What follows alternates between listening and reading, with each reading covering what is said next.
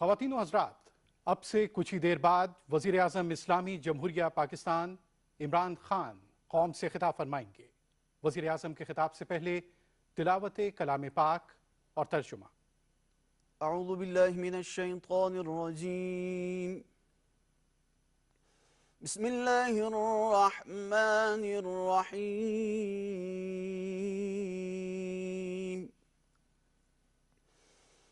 یا ایہا الذین آمنوا اطیعوا اللہ وأطیعوا الرسول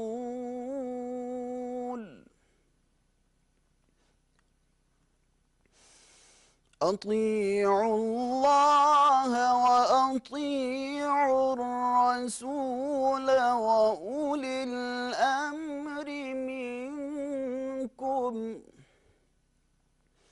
فإن تنازعتم في شيء فردوه إلى الله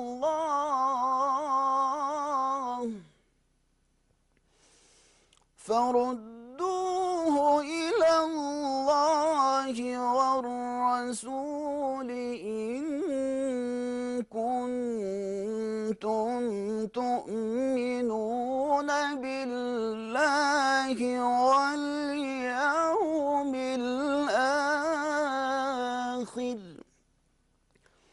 ذلك خير وأحسن تأويلا صدق اللہ العظیم۔ ارشاد باری تعالیٰ ہے، مومنوں خدا اور اس کے رسول کی فرما برداری کرو، اور جو تم میں سے صاحب حکومت ہیں ان کی بھی، اور اگر کسی بات میں تم میں اختلاف واقع ہو تو اگر خدا اور روز آخرت پر ایمان رکھتے ہو تو اس میں خدا اور اس کے رسول کے حکم کی طرف رجوع کرو، یہ بہت اچھی بات ہے اور اس کا مال بھی اچھا ہے۔ وآخر دعوانا ان الحمدللہ رب العالمین۔ خواتین و حضرات، وزیر اعظم اسلامی جمہوریہ پاکستان۔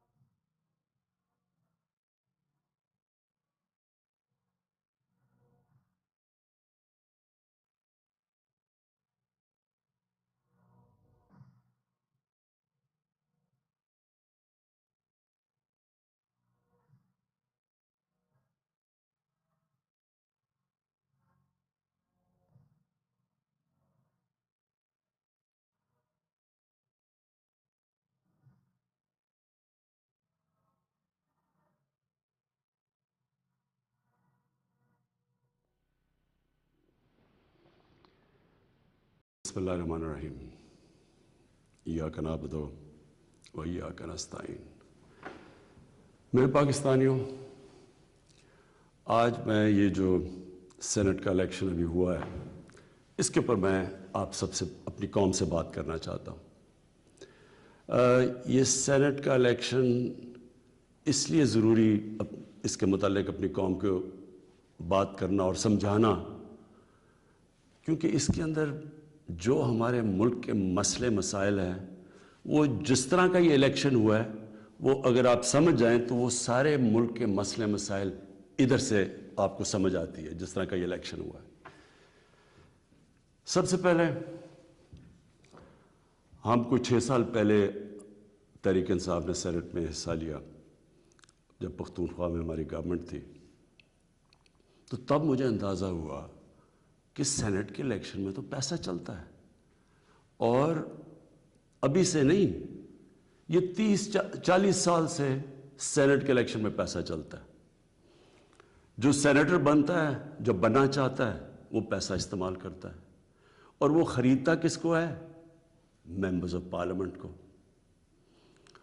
تو مجھے بڑی حیرت ہوئی جب مجھے پتا چلا، اور تب سے میں نے کیمپین شروع کی کہ یہ کیا مذاق ہو رہا ہے ہماری جمہوریت کے ساتھ، کہ کیسی جمہوریت ہے جس کے اندر ملک کی لیڈرشپ، یہ یاد رکھیں سینٹ کے اندر ملک کی لیڈرشپ آتی ہے، اور جو ممبرز آف پارلیمنٹ ہیں ان میں سے ملک کی لیڈرشپ آتی ہے، ان میں سے وزیر بنتے ہیں، ان میں سے وزیر اعظم بنتے ہیں، ان میں سے وزیر اعلیٰ بنتے ہیں.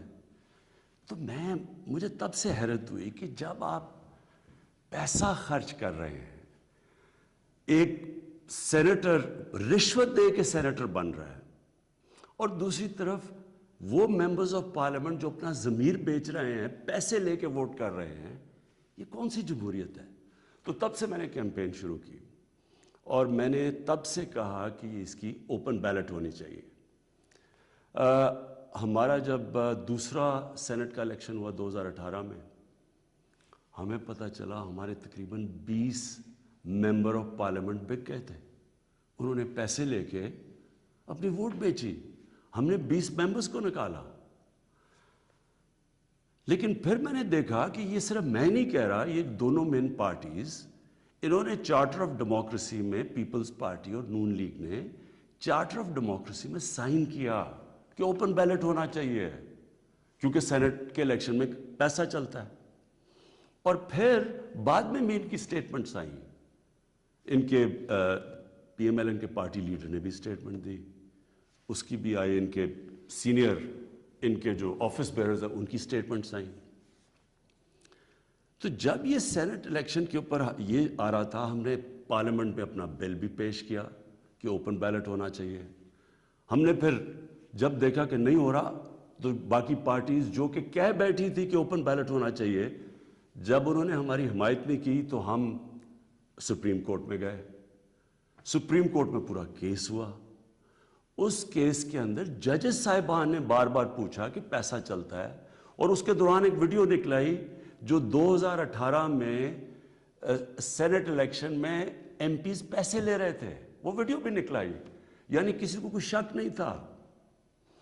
پھر جب یہ عدالت کے اندر، سپریم کورٹ کے اندر جب اس کی بات چیت چل رہی تھی، تو الیکشن کمیشن نے اوپن بیلٹ کے خلاف کہی، اور سپریم کورٹ بار بار کہتا رہا کہ آپ کی ذمہ داری ہے صاف اور شفاف الیکشن کروانے کی. اور وہ ساری پارٹیز، پی ٹی ایم کی پارٹی سب اکٹھی ہو گئی، سب نے اکٹھے ہو کے کہا کہ نہیں جی سیکرٹ بیلٹ ہونی چاہیے، جبکہ ماضی میں یہ خود کہتے رہے کہ اوپن بیلٹ ہونی چاہیے. اب میں آپ سب سے یہ سوال پوچھتا ہوں کہ آپ کا کیا خیال ہے کہ کیا وجہ تھی کہ یہی پارٹیز پہلے چاہتی تھیں کہ سیکرٹ اوپن بیلٹ ہونی چاہیے، اب کیوں یہ ساروں نے زور لگایا کہ سیکرٹ بیلٹ ہونی چاہیے؟ یہ جمہوریت کے خلاف ہے، یہ آئین کے خلاف ہے. تو پہلے یہ آئین کے خلاف نہیں تھی جب انہوں نے چارٹر آف ڈیموکریسی میں سائن کیا تھا. انہوں نے سینٹ کے اندر یہ بل ایک نکالا ہوا تھا، یہ ایک فورم کے اندر انہوں نے تب بھی کہا ہوا تھا کہ اوپن بیلٹ ہونی چاہیے. تو میں آج اپنی قوم کے سامنے یہ رکھتا ہوں کہ یہ کیا ہوا، یہ آپ نے سمجھنا ہے. ہوا یہ کہ یہ جب سے ہماری حکومت آئی ہے، سب سے ان کو جتنے بھی یہ پرانی پولیٹیکل پارٹیز کے اندر کرپٹ لوگ تھے اور ان کے لیڈرز، ان سب کو خوف ہو گیا کہ کیونکہ یہ عمران خان نے اپنی پوری کرپشن کے اوپر کیمپین کی ہوئی ہے، اب یہ کہیں ہمارے کرپشن کے کیسز کے اوپر آگے نہ بڑھے. اور یہ میں آپ کو یاد کرا دوں کہ کرپشن کے کیسز ان کے پرانے ہیں. یہ کرپشن ہم نے نہیں کیسز بنائے، یہ ان کے دور کے کیسز بنے ہوئے ہیں. ہمارے دور میں تو صرف کوئی 5% بھی کیسز نہیں ہوں گے، سارے پرانے تھے. تو یہ تب سے سب اکٹھے ہو گئے. اور میں نے پہلے دن بھی جب میں گورنمنٹ میں آیا، میں نے پہلے دن کہا اپنے پہلے خطاب میں کہ یہ سب اکٹھے ہو جائیں گے، سب جمہوریت کے نام پہ شور مچائیں گے، APDM, ڈیموکریٹک موومنٹ, یہ جمہوریت کے نام پہ سب سارے ایک ہی ان کا انٹرسٹ ہوگا کہ میرے اوپر اتنا پریشر ڈالو کہ میں ہاتھ کھڑے کر کے کہوں, جس طرح جنرل مشرف نے کیا تھا, ان کو NRO دے دوں, ان کے کرپشن کے کیسز ختم کر دوں. تو اب انہوں نے کیا کیا, انہوں نے پہلے کوشش کی بلیک میل کرنے سے پہلے دن سے کہ جی الیکشن خراب ہے, پھر انہوں نے اس کے اوپر کرونا کے اوپر پوری کوشش کی. پھر جب فیٹف کا بل آئی, ذرا آپ نے سمجھنا ہے فیٹف کا بل کیا تھا. فیٹف کا بل یہ تھا کہ ان کے دور میں ہمیں ایک انٹرنیشنل جو ایک ادارہ ہے فیٹف, اس کے اندر ہمیں گرے لسٹ میں ڈال دیا گیا. گرے لسٹ کا مطلب یہ ہے کہ اگر آپ انہوں جو وہ فیٹف کہتی ہے اگر وہ آپ نہیں کرتے تو وہ آپ کو بلیک لسٹ میں ڈال دیں گے. بلیک لسٹ کا کیا مطلب ہے, ملک کے اوپر سینکشنز لگ جائیں گے. سینکشنز کا کیا مطلب ہے, آپ کو صرف میں آسان زبان میں سمجھا دوں. اس کا مطلب یہ ہے کہ جو وہ سینکشنز لگے گی ہمارا روپیہ گرنا شروع ہوگا, اور ہمارا روپیہ کتنا گرتا ہے یہ کوئی کہہ نہیں سکتا, لیکن جب روپیہ گرتا ہے آپ سمجھ جائیں کہ اس وقت مہنگائی بڑھ جاتی ہے, کیونکہ ساری چیزیں جب روپیہ گرتا ہے جو چیز آپ باہر سے منگواتے ہیں مہنگی ہو جاتی ہے, جس کے اندر تیل ہے, بجلی ہے, کیونکہ بجلی بھی تیل کے اوپر آدھی بنتی ہے, پھر ڈالر کے کانٹریکٹس ہیں, پھر دالیں ہیں وہ 70% باہر سے, پھر گھی باہر سے آتا ہے, پھر گندم بھی ہمیں باہر سے منگوانی پڑی. تو جو بھی چیز باہر سے آتی ہے, ٹرانسپورٹ, تیل, سب مہنگی ہو جاتی ہے. تو اگر فیٹف کی بلیک لسٹ میں آتے ہیں تو یہاں لوگوں کی یہاں تو غربت پھیلنی ہے. تو ہم فیٹف کے لیے جو قانون نکالنا چاہتے تھے, جو فیٹف نے ہمیں کہا قانون نکالنا تھا فیٹف کا, ان سب نے مل کے ایک ہمارے پاس ایک NRO کا ایک دے دیا جی کہ جی یہ نیب کے یہ چینجز کریں, مطلب کہ نیب کو ختم کر دیں, تب ہم فیٹف کا بل سائن کریں گے. فیٹف ملک کے لیے, نیب کا اس سے کیا تعلق ہے, صرف اور صرف کہنے کی کوشش, ان کا 1 پوائنٹ ایجنڈا ہے کہ کسی طرح مجھے پریشر کر دے کہ میں کسی طرح بلیک میل کریں کہ ان کو NRO دے دوں. اب آپ سمجھیں کہ انہوں نے یہ کیوں کیا. کیوں یہ جو پہلے کہہ رہے تھے, سب کہہ رہے تھے کہ سینٹ کے الیکشن میں پیسہ چلتا ہے اور اوپن بیلٹ ہونی چاہیے, اور اب کیوں سب اکٹھے ہو گئے, سپریم کورٹ میں جا کے سب نے اکٹھے زور زور سے کہا کہ نہیں جی ہمیں سیکرٹ بیلٹ چاہیے, خفیہ بیلٹ چاہیے. اس کی وجہ یہ تھی انہوں نے یہ پلان کیا کہ یہ جو ہمارا الیکشن تھا حفیظ شیخ کا اور یوسف رضا گیلانی کا, اس میں انہوں نے پورا پیسہ چلانا تھا, پوری کوشش کرنی تھی کہ ہمارے ممبرز توڑیں, ان کو پیسے دے کے اپنے ساتھ ملائیں, اور کسی طرح وہ الیکشن جب وہ حفیظ شیخ نے ہارنا تھا تو اس سے کیا سامنے آنا تھا کہ جی عمران خان کی پارلیمنٹ کے اندر میجورٹی ختم ہو گئی. اور میجورٹی ختم, حالانکہ ووٹ آف نو کانفیڈنس تو نہیں ہے, لیکن جب یہ ایک دفعہ آ جائے کہ جی عمران خان کے ممبر ادھر جا سکتے ہیں اور ان کے ممبر زیادہ ہو گئے ہیں, یعنی ہمارے ممبرز ان کے ساتھ چلے گئے ہیں, اس کا مطلب کہ اگلا سٹیپ یہ ووٹ آف نو کانفیڈنس لے آئیں. تو اصل مقصد یہ تھا کہ ووٹ آف کانفیڈنس کی تلوار میرے اوپر لٹکائیں, مجھے بلیک میل کریں کہ میں کسی طرح ان کو NRO دے دوں.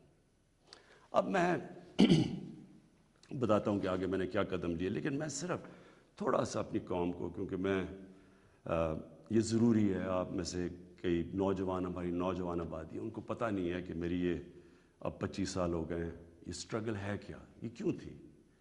دیکھیں عمران خان وہ واحد پولیٹیشن ہے جس کے پاس سب کچھ تھا پولیٹکس میں آنے سے پہلے. میں وہ آدمی ہوں جس کو شاید ملک میں سب سے زیادہ شہرت تھی, جتنا پیسے تھے میری زندگی کے لیے بہت تھے, مجھے کسی چیز کی ضرورت نہیں تھی. جب میں پولیٹکس میں آیا, میں آیا کیوں پولیٹکس میں ہم وہ ہیں جنریشن جو پہلی, میرے والد میری والدہ ایک غلام ہندوستان میں پیدا ہوئے تھے. میں پہلا پاکستانی جنریشن تھا جو آزاد ملک میں پیدا ہوا تھا, اور ہمیں اپنے ملک پہ بڑا فخر تھا. جیسے ہمارا ملک اٹھتا جا رہا تھا, آج سے 50 سال پہلے 55 سال پہلے پاکستان کی مثال دی جاتی تھی دنیا میں، ہمیں فخر ہوتا تھا، پاکستان کا دنیا کے اندر ایک رتبہ تھا. ہمارا جب یہاں سے پریزیڈنٹ باہر گیا تو اس کو ایئرپورٹ پہ امریکن پریزیڈنٹ ملنے آیا. یہ اور بھی چھوڑے، یعنی ہماری ہر طرح ایک ملک میں ایک ہوپ تھا، اوپر جا رہے تھے ہم. تو آہستہ آہستہ میں نے اپنا ملک نیچے آتے دیکھا، اور جو 1985 کے بعد اس ملک میں تباہی مچی، جب سے کرپشن یہ آسمانوں پہ گئی، نان پارٹی بیس الیکشن ہوا تھا. آپ کو موقع ملے تو وہ ضرور پڑھے، کیونکہ وہ ایک ایسا جسے ٹرننگ پوائنٹ کہتے ہیں، جس کے بعد ہماری تقدیر بدلی، جس کے بعد کرپشن بڑھنی شروع ہوئی پاکستان میں، جس وقت پولیٹکس کے اندر پیسہ چلنا شروع ہوا. یہ یاد رکھیں 1985 تھا وہ. تو ہم دیکھ رہے تھے کہ آہستہ آہستہ پیسہ اقتدار میں کیوں آ رہے ہیں جی؟ بزنسز چلانے کے لیے. پرائم منسٹر بن رہا ہے تو فیکٹریاں بننی شروع ہو گئی، پرائم منسٹر بننا ہے تو بزنس مین بننا، 7 وزیروں نے پیسہ بنانا شروع کر دیا. 85 کے بعد ہمارا ملک جانا شروع ہوا نیچے. اس سے پہلے ہندوستان اور پاکستان کے اندر میں آپ کو فرق بتاؤں، میں جب کرکٹ کھیل کے ہندوستان سے پاکستان آتا تھا تو لگتا تھا غریب ترین ملک سے امیر ترین ملک میں آ گیا ہوں. اور آہستہ آہستہ آہستہ ہم نے چینج دیکھا یہ آتے ہوئے. میں اس لیے پالیٹکس میں آیا تھا، اور میرا مقصد کیا تھا؟ دیکھیں، میں نے تو بہت اپنا وقت باہر کی دنیا میں گزارا ہے. میں نے مغربی ممالک دیکھے ہیں، میں نے انگلینڈ کے اندر ان کے سارے سسٹمز دیکھے ہیں. فرق کیا ہے؟ کیا وجہ ہے کہ ایک ملک اوپر چلا جاتا ہے اور دوسرا ملک سارے وسائل کے باوجود نیچے آ جاتا ہے؟ وہ ہے لفظ انصاف، قانون کی بالادستی. نبی صلی اللہ علیہ وسلم نے مدینہ کی ریاست کی بنیاد کس چیز پہ رکھی تھی؟ عدل اور انصاف پہ.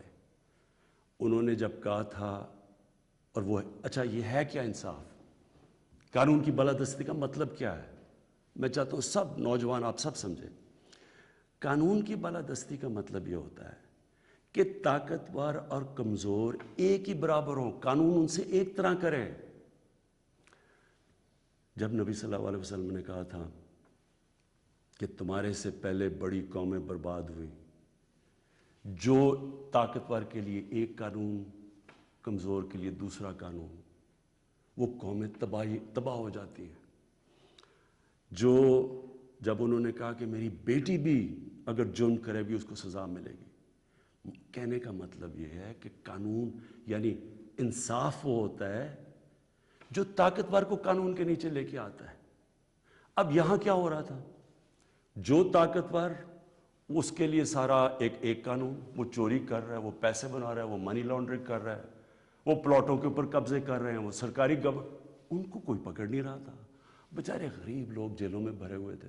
میں نے بھی جب جنرل مشرف کے دور میں کوئی 8-9 دن جیل میں گزارے ہیں، وہاں صرف غریب لوگ آپ کو نظر آتے ہیں، لگتا ہے صرف غریب ہی چوری کرتا ہے.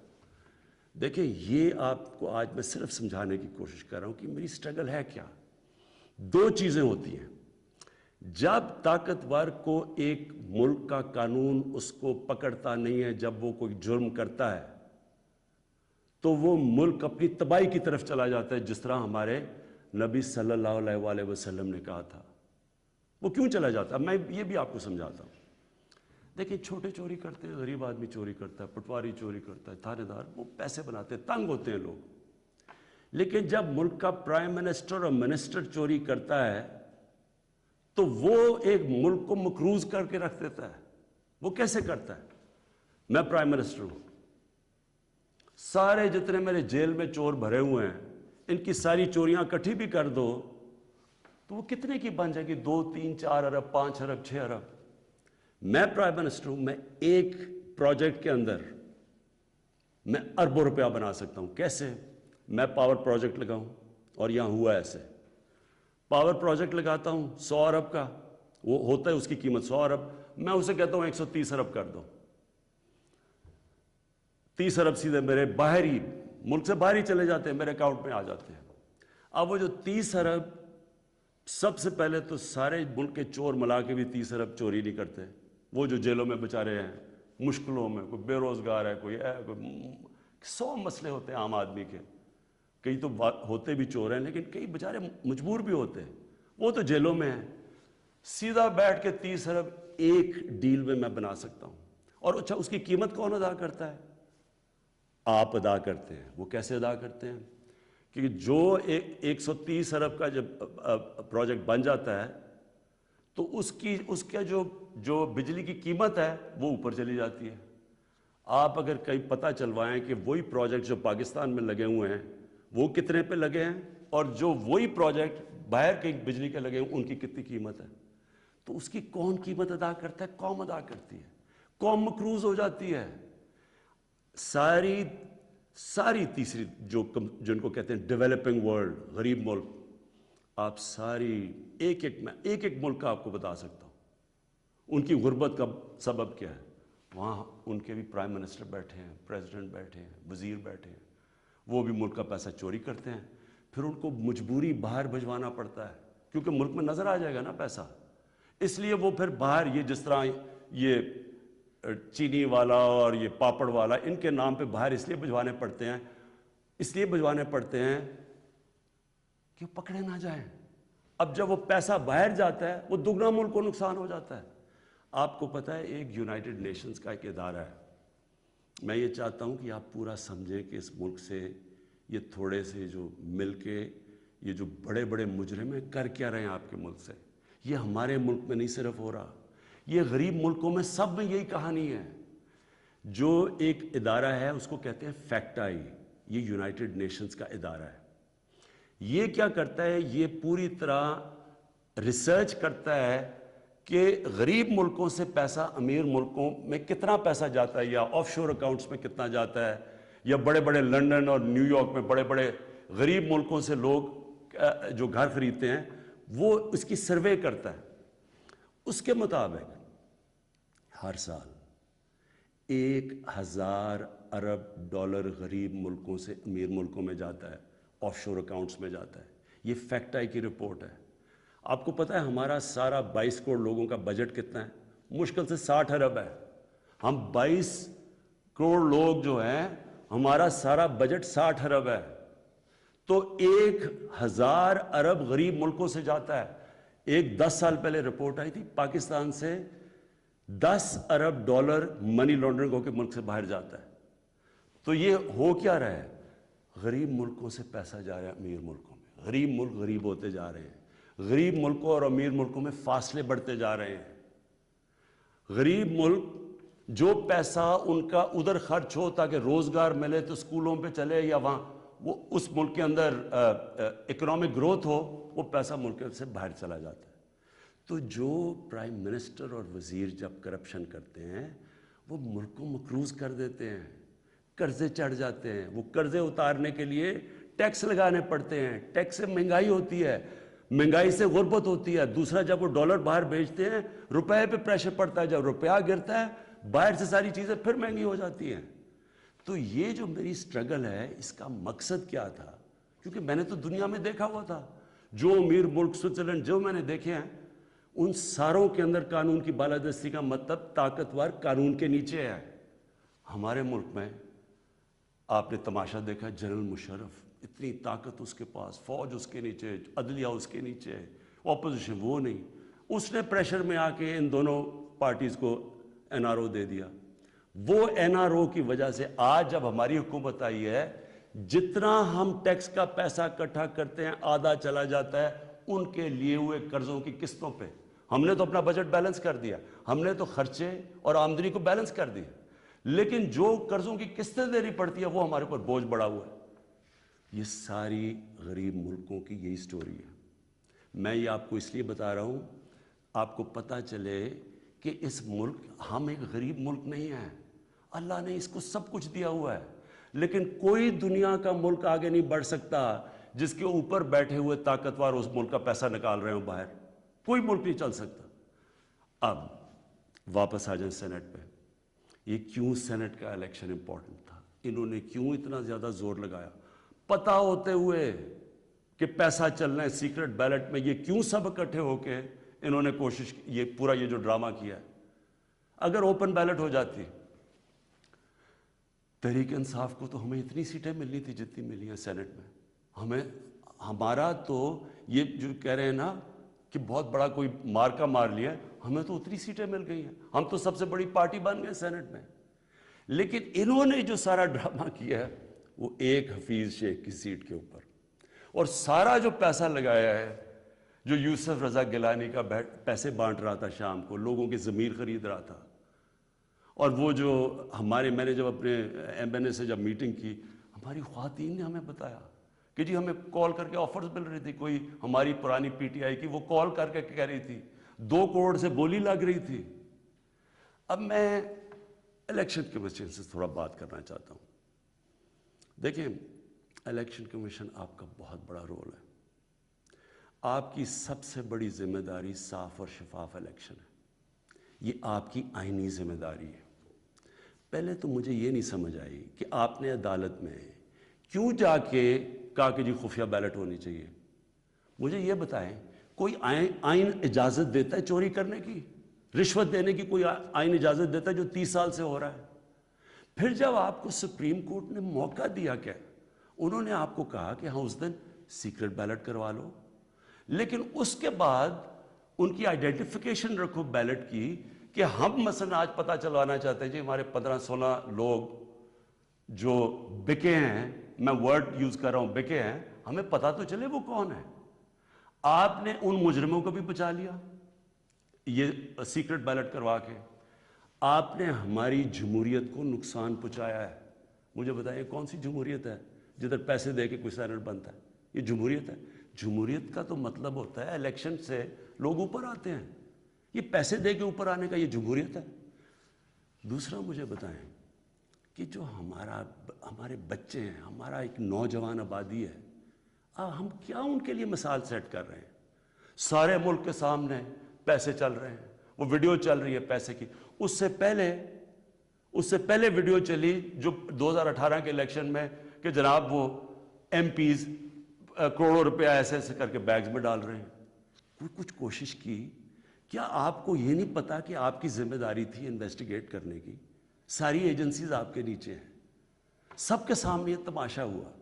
مجھے یہ بتائیں کہ جب ایک ملک کی لیڈرشپ، یہ لیڈرشپ ہے سینٹ کی، جب یہ رشوت دے گی اور رشوت لے گی تو آپ کیا کہیں گے کہ پٹواری اور تھانے دار وہ ٹھیک ہو جائے گا؟ کیا آپ کہیں گے باقی لوگ ٹھیک ہو جائیں لیکن لیڈرشپ چوری رشوت دے؟ ایک چائنیز پروورب ہے کہ fish rots from the top. جب اوپر آپ کرپشن کی اجازت دے رہے ہیں اور آپ کے سامنے ہوئی ہے اور آپ کو پتا تو ہونی ہے، میں کہتا کیا، میں نے الیکشن سے پہلے کہا کہ ریٹس لگ گئے ہیں لوگوں کے، بولیاں لگ رہی ہیں۔ آپ کو موقع جب دیا سپریم کورٹ نے، کیا وجہ تھی کہ آپ 1500 بیلٹس کے اوپر کوئی ایک بار کوڈنگ نہیں کر سکتے تھے؟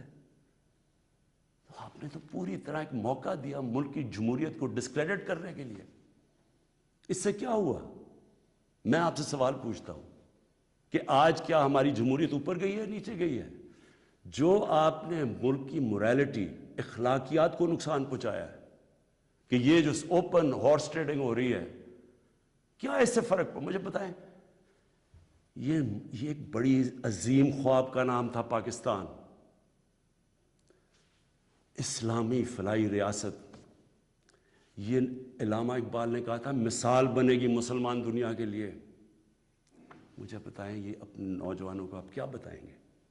یہ سارے ملک کے سامنے، اور یہ کتنا پیسہ چلا ہے، یہ ابھی تو یہ تو سامنے آ گیا نا آپ کا ویڈیو، آپ کو یہ نہیں اندازہ کہ کتنا پیسہ چلا ہے اس الیکشن کے اندر، کس طرح لوگوں نے اپنے ضمیر بیچے ہیں پیسہ بنانے کے لیے، کس طرح ہماری پالیٹکس کو کرپٹ کیا گیا ہے۔ جو کروڑوں روپیہ خرچ کر کے سینیٹر بنے گا وہ حاتم تائی ہے، وہ آ کے ملک کی خدمت کرے گا، وہ یہ پیسہ کدھر سے ریکور کرے گا؟ پھر کہتے جی کہ دیکھیں جی کرپشن بڑی بڑھ گئی ہے ملک میں۔ کبھی قانون سے بھی کوئی کرپشن ختم ہوئی ہے؟ مجھے بتائیں کبھی کوئی قانون بنا کے یا لا انفورسمنٹ سے کرپشن ختم ہو سکتی ہے؟ کرپشن ایک معاشرہ ختم کرتا ہے، ایک قوم مل کے کرپشن ختم کرتی ہے۔ جب ایک قوم ایک میسج دیتی ہے کہ جو کرپشن کرے گا، رشوت دے گا، وہ ہمارے میں سے نہیں ہے، اس کو لوگ شادیاں نہیں کروائیں گے ان گھروں میں، ان کو گوٹ پارٹیز پہ نہیں بلائیں گے۔ یہاں کرپٹ لوگوں کو آپ مین سٹریم میں لا رہے ہیں.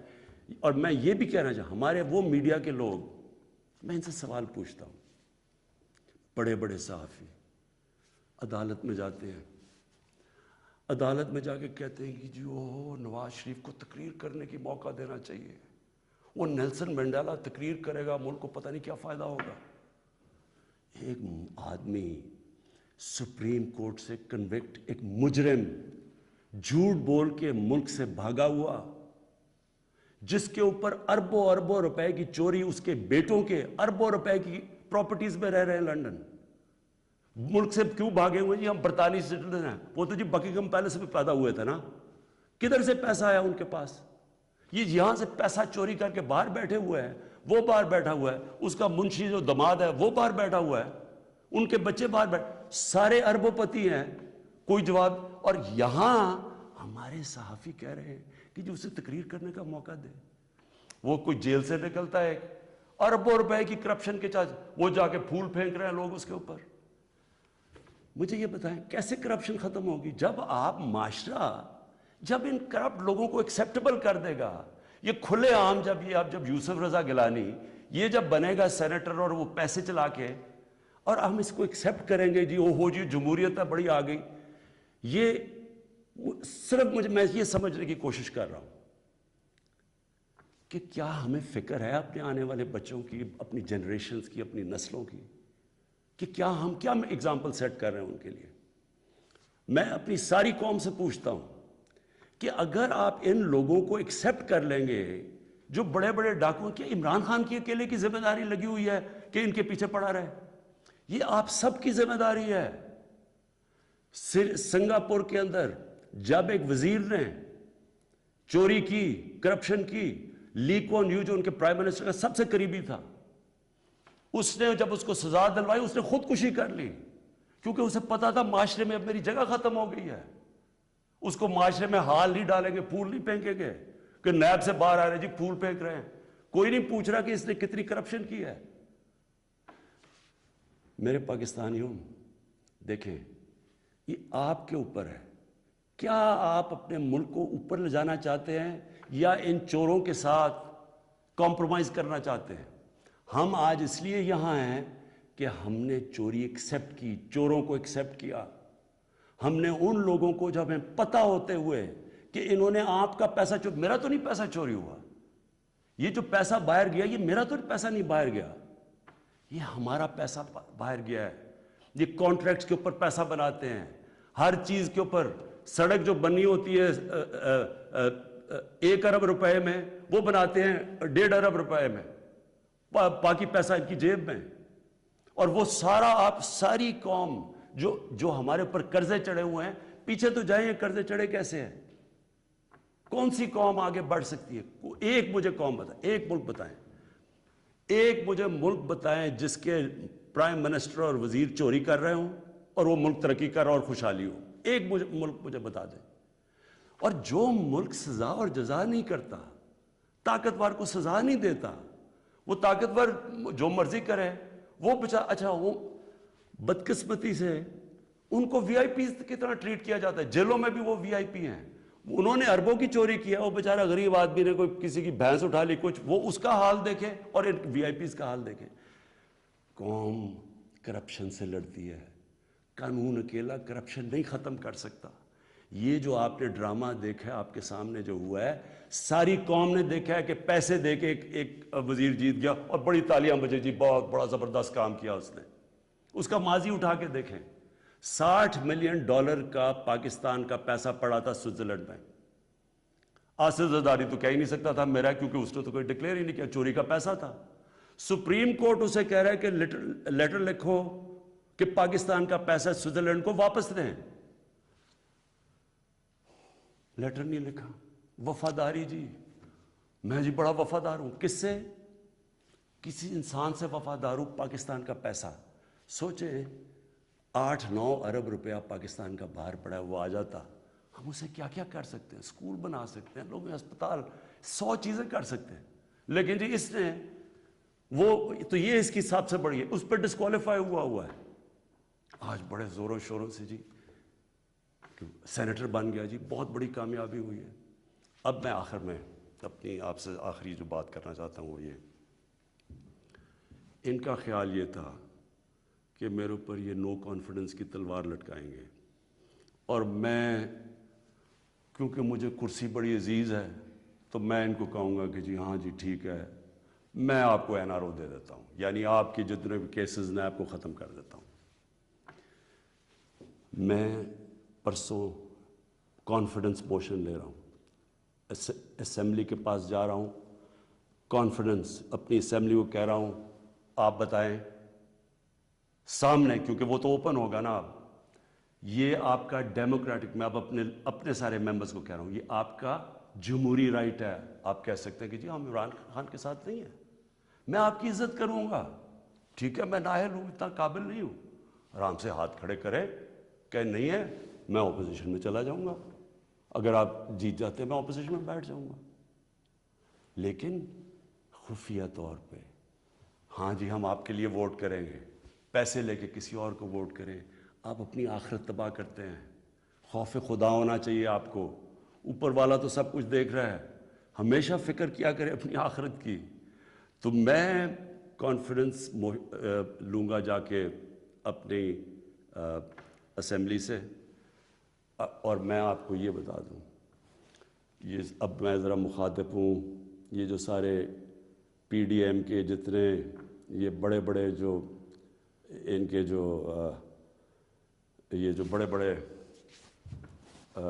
کیا ہیں، یہ جو بھی ہیں، آپ سب کو میرا یہ پیغام ہے، دیکھیں مجھے اگر پاور بری جاتی ہے مجھے کیا فرق پڑتا ہے، میں نے کوئی فیکٹریاں بنائی ہیں آ کے، میں نے کوئی اپنے رشتہ داروں کو کئی بڑے بڑے عہدے دیے ہیں، میں تو کوئی باہر جا کے یہاں پیسے نکال کے تو بڑے بڑے کوئی میفر میں نے کوئی بڑے بڑے گھر لے لیے ہیں، میں تو اپنے گھر میں رہتا ہوں، سوائے حکومت کا میرے اوپر پیسہ ایک ٹریول پہ اور ایک سیکیورٹی پہ، اس کے علاوہ سارے خرچے میں اپنے برداشت کرتا ہوں، سارے میرے ٹریول دیکھے جب میں باہر گیا ہوں 10 گنا کم پیسہ خرچ کیا میں نے ٹریول میں، کیونکہ مجھے یہ نہیں کہ میں آپ کو کہہ رہا ہوں، مجھے خوف خدا ہے، میرے ملک میں بھوک ہے، مشکل وقت سے ملک گزر رہا ہے، میں اپنے ملک کا پیسہ بچاتا ہوں، میری زندگی میں کوئی فرق نہیں پڑے گا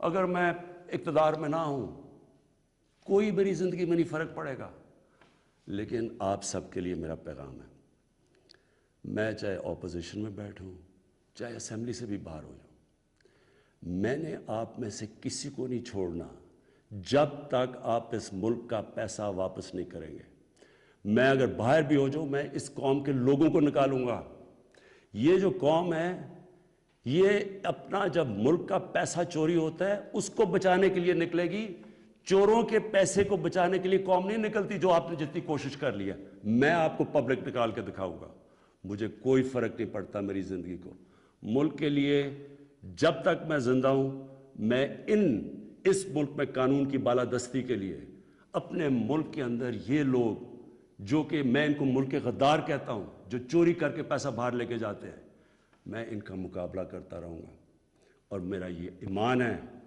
کہ اللہ اس ملک کو بڑا اچھا وقت دکھانے والا ہے، مجھے یہ میرا ایمان ہے کہ یہ ملک ایک عظیم ملک بنے گا، اور یہ بنے گا ہی تب جب یہ سارے بڑے بڑے ڈاکو جیلوں میں ہوں گے۔